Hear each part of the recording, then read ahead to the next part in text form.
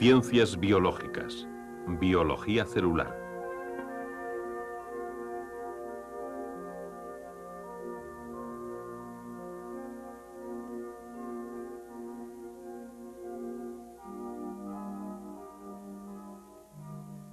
Las células, elementos constitutivos de la vida. Desde la invención del microscopio, los biólogos han estado explorando los secretos de la célula. Durante los 300 primeros años el progreso fue lento.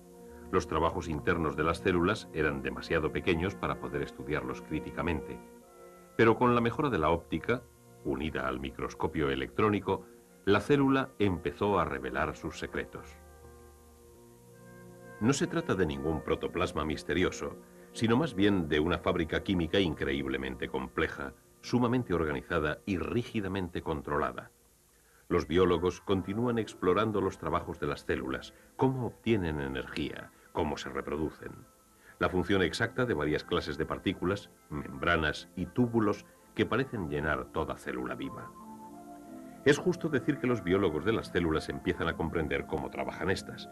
Sin embargo, permanece abierta una cuestión básica, la cuestión del origen. ¿De dónde vienen las células? ¿Cómo evolucionaron durante las primeras fases de la vida en nuestro planeta? Esta pregunta debe responderse si queremos entender plenamente estos elementos básicos de la vida. Rastrear los acontecimientos que ocurrieron cuando la Tierra era nueva es una clase difícil de trabajo de detective científico. Tan solo en los últimos tiempos se ha dispuesto de suficientes pruebas para intentar una reconstrucción teórica de la historia de la célula. Es una historia de descubrimientos imaginativos y sorpresas que tiene que empezar con las células más sencillas que se encuentran hoy día en la Tierra, las bacterias.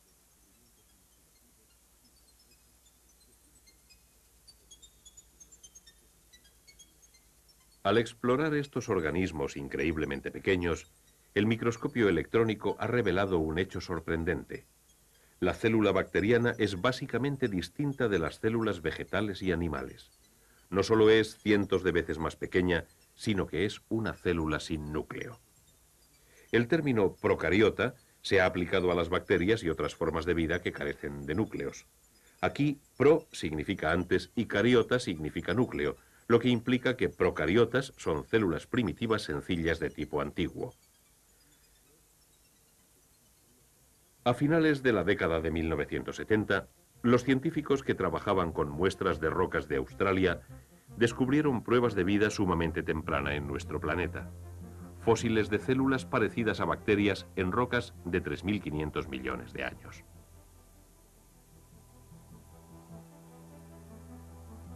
En una línea de tiempo que empieza con los orígenes de la Tierra hace aproximadamente 4.600 millones de años y que se extiende hasta el presente, se encuentran aquí fósiles antiguos.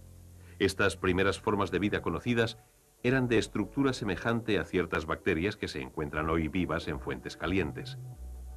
Una fuente caliente es una cápsula de tiempo, un entorno que probablemente no ha cambiado mucho a lo largo de vastos espacios de tiempo, y es un medio completamente dominado por procariotas. Las procariotas vivas dan a los biólogos una idea de cómo han realizado las células primitivas sus funciones vitales. Por ejemplo, en estas capas mates viven bacterias que efectúan un tipo primitivo de fotosíntesis, convirtiendo la energía luminosa en energía química para la vida. Pero a diferencia de las plantas verdes, no se libera oxígeno. ¿Retienen estas bacterias de fuentes calientes alguna forma primitiva sencilla de fotosíntesis? Si esta teoría es correcta, las comunidades de vida existentes en la Tierra hace 3.500 millones de años pudieron ser algo parecido a esto. Era una época de espuma amarilla y de diminutas células flotantes.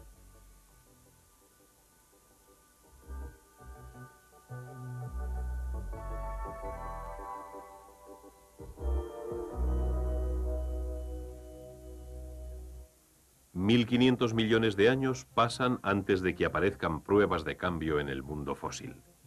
En este momento de la línea de tiempo, hace aproximadamente 2.000 millones de años, empezaron a aparecer nuevas sustancias químicas en las rocas. Estas capas rojas son óxidos que indican la introducción de una gran cantidad de oxígeno en la atmósfera. No hay pruebas de oxígeno atmosférico antes de este tiempo, y es seguro que la Tierra primitiva era químicamente un tipo muy diferente del lugar al que es hoy.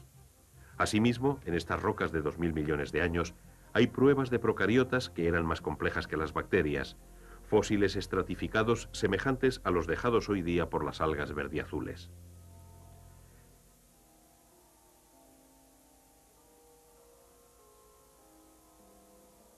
A diferencia de las primitivas procariotas, estas largas cadenas de células verdiazules efectúan fotosíntesis completas, en las que se libera oxígeno como producto de desecho.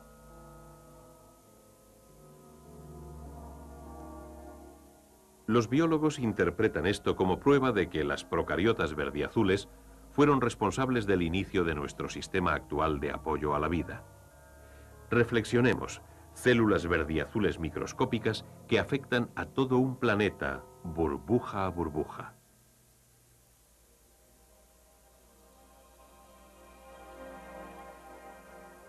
El oxígeno producido por las procariotas tiene que haber sido venenoso para los organismos que evolucionaron en el mundo anterior sin oxígeno. Sin embargo, para los que fueron capaces de adaptarse supuso un beneficio considerable, una mejor manera de obtener energía de las moléculas alimenticias que utilizan oxígeno.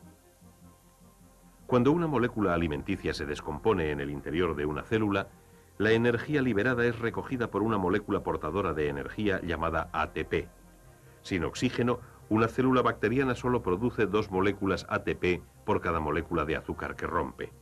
Con oxígeno, la misma cantidad de azúcar produce 18 veces más de ATP. Buena diferencia. Con sus mejoras en la utilización de la energía, las procariotas florecieron. La Tierra se estaba convirtiendo biológicamente en un lugar más interesante. Luego, hace 1000 millones de años aproximadamente, las cosas empezaron a cambiar rápidamente, como se ve en las rocas del fondo del Gran Cañón. Por entonces, empezó un tipo totalmente nuevo de célula que dejó improntas, una célula con núcleo, una eucariota. Hoy día, se encuentran eucariotas de una sola célula en cientos de especies diferentes. Para estudiarlas todas ellas, lo que hay que hacer es recoger un jarro de agua de estanque, añadir unas pizcas de alimento de peces y en unos cuantos días se convierte en una bullente comunidad de células eucarióticas.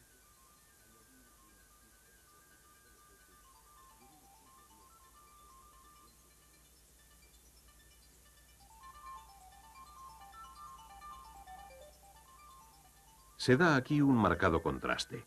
Repleta de estructuras internas, una célula eucariótica es mucho más compleja que las diminutas procariotas que nadan en el cultivo. Las aguas de hace 1000 millones de años eran un laboratorio natural para explorar las posibilidades de esta nueva forma de vida celular.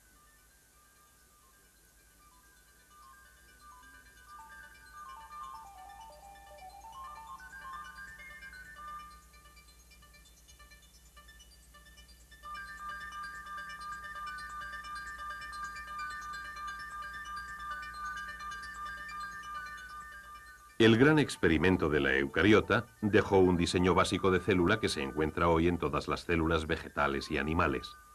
Sin embargo, se mantiene abierta nuestra interrogante. ¿Cómo se efectuó ese salto gigantesco en la complejidad celular? En busca de respuestas, los biólogos celulares están dividiendo las células y estudiando sus componentes por separado.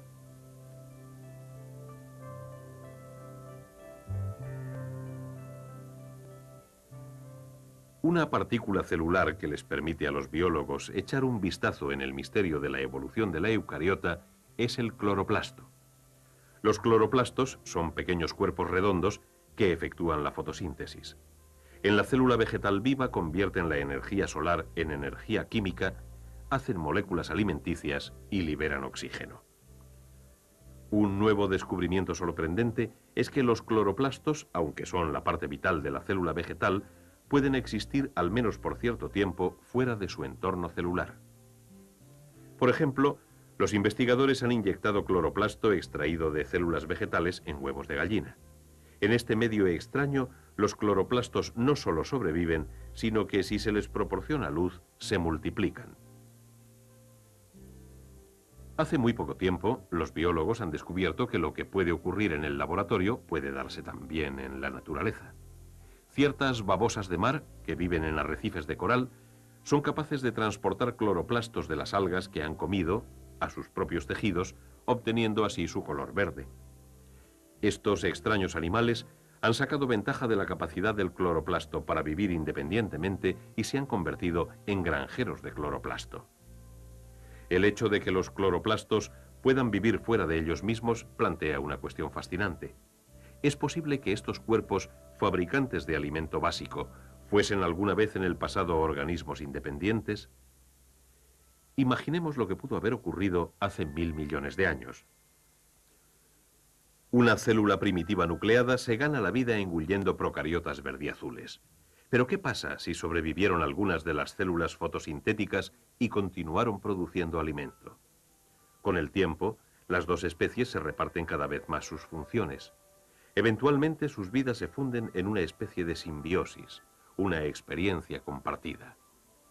Hoy día, los biólogos encuentran que muchos organismos unicelulares contienen células verdes más pequeñas. En estas relaciones cooperativas, la célula mayor otorga protección junto con nutrientes necesarios para la fotosíntesis. Las células pequeñas del interior suministran alimento. Esta simbiosis entre la célula anfitriona y su pequeño huésped verde es sorprendentemente parecida a una célula vegetal llena de cloroplastos. ¿Surgieron los cloroplastos de esta manera, como procariotas fotosintéticas? Pero las relaciones simbióticas se pueden romper igual que se pueden establecer. Si la teoría simbiótica es correcta, podremos buscar células nucleadas capaces de vivir sin sus cloroplastos. Las pruebas pueden encontrarse en el charco más cercano que esté cubierto de verdín.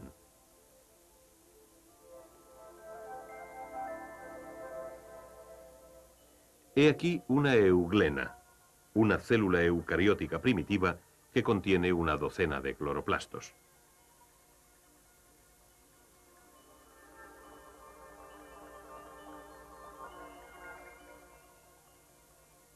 Si se trata un cultivo de euglenas con antibióticos, empezarán a salir euglenoides claros. Estas células han perdido sus cloroplastos, pero si hay comida son capaces de sobrevivir y reproducirse. Sin embargo, una vez perdidos, los cloroplastos no pueden recuperarse. Estos hechos prueban que los cloroplastos, las primeras partículas productoras de alimento de las células vegetales, fueron una vez organismos vivos independientes. La teoría simbiótica ha llevado a la búsqueda de otras antiguas conexiones.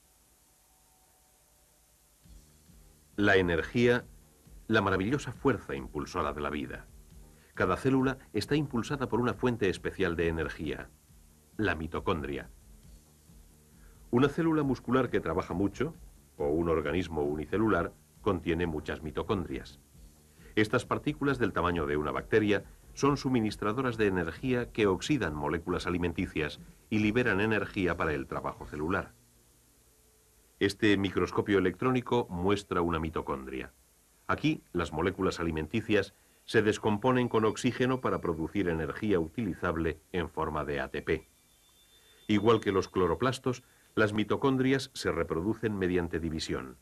Se parecen mucho a las procariotas simbióticas que viven en una célula anfitriona. Otra estructura celular que puede haber tenido un origen simbiótico es el flagelo alatigado, hallado en muchas células eucarióticas, incluidas las células del esperma de los mamíferos. ¿Entró en la asociación una motobacteria ondulada que proporciona locomoción? Las pruebas no son aquí tan convincentes como en los cloroplastos y las mitocondrias. Sin embargo, es fascinante pensar que los medios por los que el esperma llega al huevo pueden estar proporcionados por los descendientes de una antigua procariota simbiótica.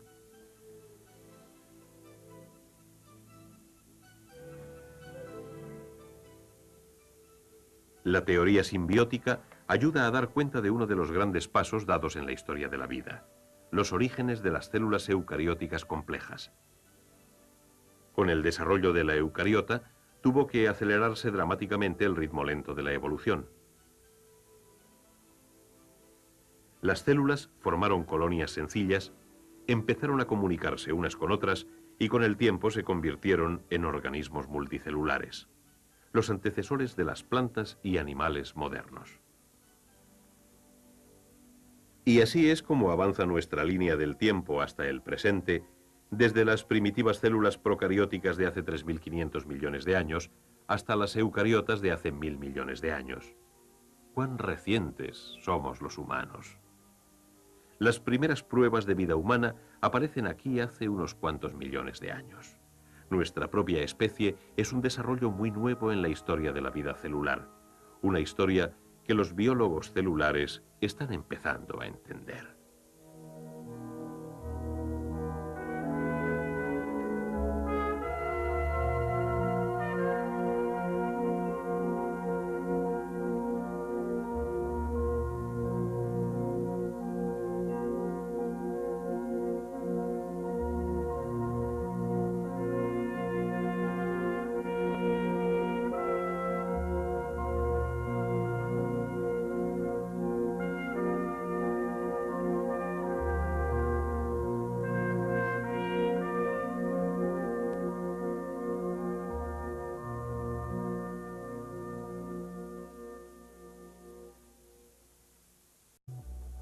Una fuente caliente es una cápsula de tiempo, un entorno que probablemente no ha cambiado mucho a lo largo de vastos espacios de tiempo, y es un medio completamente dominado por procariotas.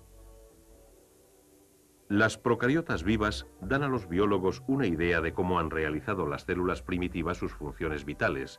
Por ejemplo, en estas capas mates viven bacterias que efectúan un tipo primitivo de fotosíntesis, convirtiendo la energía luminosa en energía química para la vida. Pero a diferencia de las plantas verdes, no se libera oxígeno.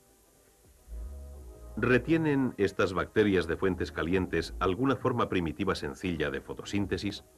Si esta teoría es correcta, las comunidades de vida existentes en la Tierra hace 3.500 millones de años pudieron ser algo parecido a esto. Era una época de espuma amarilla y de diminutas células flotantes.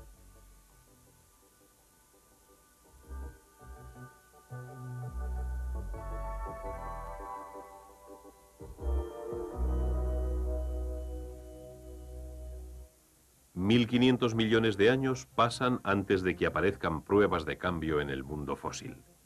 En este momento de la línea de tiempo, hace aproximadamente 2.000 millones de años, empezaron a aparecer nuevas sustancias químicas en las rocas. Estas capas rojas son óxidos que indican la introducción de una gran cantidad de oxígeno en la atmósfera. No hay pruebas de oxígeno atmosférico antes de este tiempo, y es seguro que la Tierra primitiva era químicamente un tipo muy diferente de lugar al que es hoy. Asimismo, en estas rocas de 2.000 millones de años, hay pruebas de procariotas que eran más complejas que las bacterias, fósiles estratificados semejantes a los dejados hoy día por las algas verdiazules.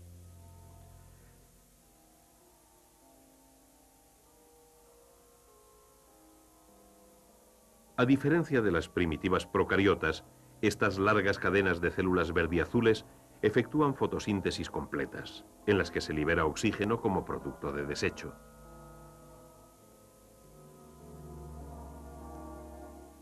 Los biólogos interpretan esto como prueba de que las procariotas verdiazules fueron responsables del inicio de nuestro sistema actual de apoyo a la vida.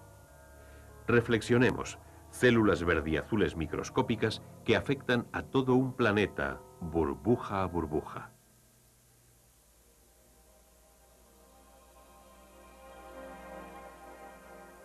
El oxígeno producido por las procariotas tiene que haber sido venenoso para los organismos que evolucionaron en el mundo anterior sin oxígeno. Sin embargo, para los que fueron capaces de adaptarse, supuso un beneficio considerable, una mejor manera de obtener energía de las moléculas alimenticias que hoy día se encuentran eucariotas de una sola célula en cientos de especies diferentes.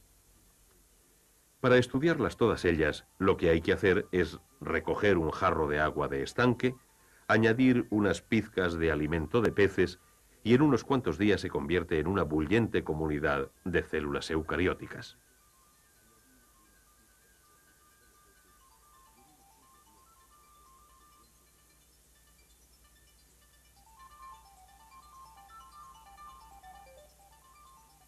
Se da aquí un marcado contraste. Repleta de estructuras internas, una célula eucariótica es mucho más compleja que las diminutas procariotas que nadan en el cultivo. Las aguas de hace 1000 millones de años eran un laboratorio natural para explorar las posibilidades de esta nueva forma de vida celular.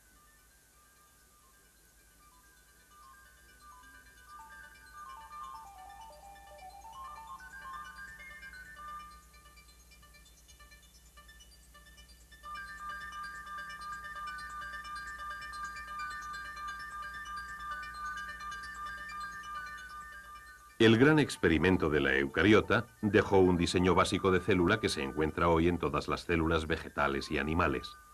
Sin embargo, se mantiene abierta nuestra interrogante. ¿Cómo se efectuó ese salto gigantesco en la complejidad celular? En busca de respuestas, los biólogos celulares están dividiendo las células y estudiando sus componentes por separado.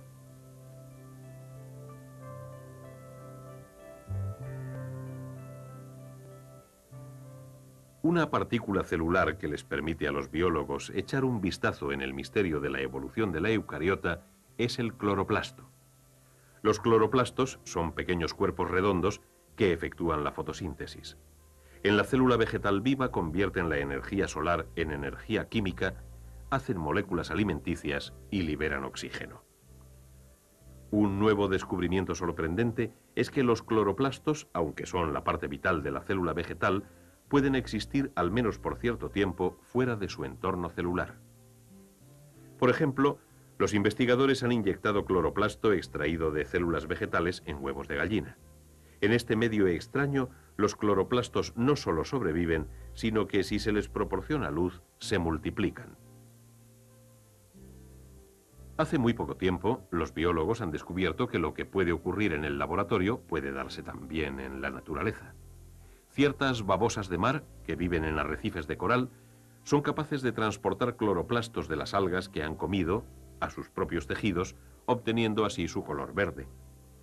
Estos extraños animales han sacado ventaja de la capacidad del cloroplasto para vivir independientemente y...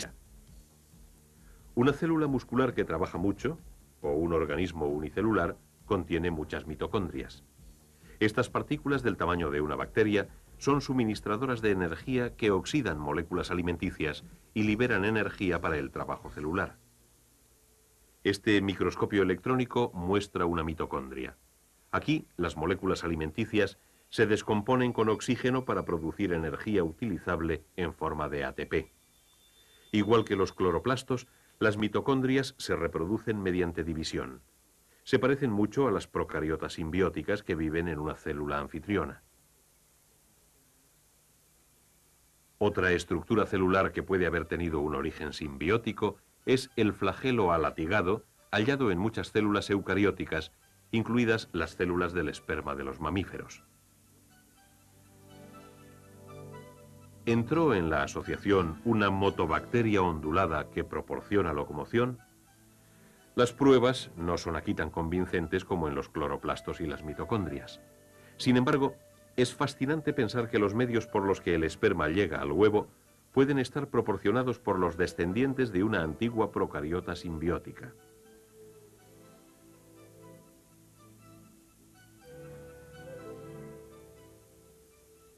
La teoría simbiótica ayuda a dar cuenta de uno de los grandes pasos dados en la historia de la vida: los orígenes de las células eucarióticas complejas.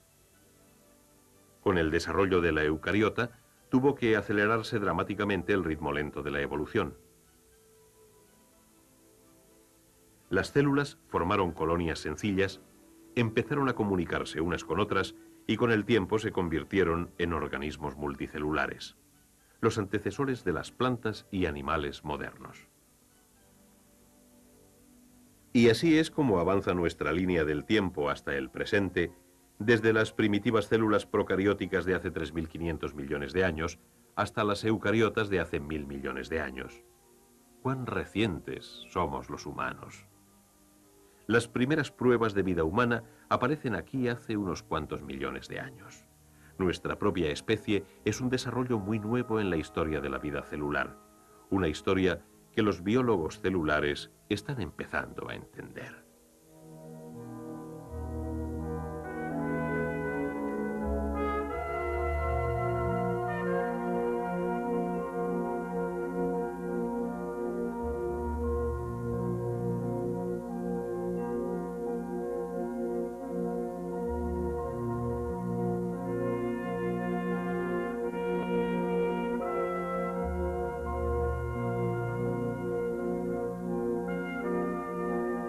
cloroplastos. ¿Surgieron los cloroplastos de esta manera, como procariotas fotosintéticas? Pero las relaciones simbióticas se pueden romper igual que se pueden establecer. Si la teoría simbiótica es correcta, podremos buscar células nucleadas capaces de vivir sin sus cloroplastos. Las pruebas pueden encontrarse en el charco más cercano que esté cubierto de verdín.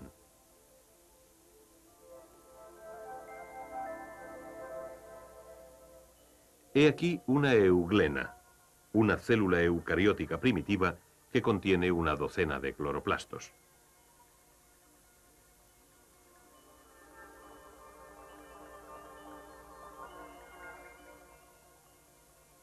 Si se trata un cultivo de euglenas con antibióticos, empezarán a salir euglenoides claros.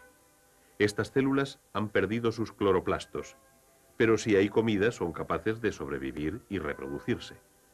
Sin embargo, una vez perdidos, los cloroplastos no pueden recuperarse. Estos hechos prueban que los cloroplastos, las primeras partículas productoras de alimento de las células vegetales, fueron una vez organismos vivos independientes. La teoría simbiótica ha llevado a la búsqueda de otras antiguas conexiones. La energía, la maravillosa fuerza impulsora de la vida. Cada célula está impulsada por una fuente especial de energía, la mitocondria. Una célula muscular que trabaja mucho, o un organismo unicelular, contiene muchas mitocondrias. Estas partículas del tamaño de una bacteria son suministradoras de energía que oxidan moléculas alimenticias y liberan energía para el trabajo celular. Este microscopio electrónico muestra una mitocondria. Aquí, las moléculas alimenticias se descomponen con oxígeno para producir energía utilizable en forma de ATP. Igual que los cloroplastos, las mitocondrias se reproducen mediante división. Se parecen mucho a las procariotas simbióticas que viven en una célula anfitriona. Otra estructura celular que puede haber tenido un origen simbiótico es el flagelo alatigado, hallado en muchas células eucarióticas, incluidas las células del esperma de los mamíferos. ¿Entró en la asociación una motobacteria ondulada que proporciona locomoción? Las pruebas no son aquí tan convincentes como en los cloroplastos y las mitocondrias. Sin embargo, es fascinante pensar que los medios por los que el esperma llega al huevo pueden estar proporcionados por los descendientes de una antigua procariota simbiótica.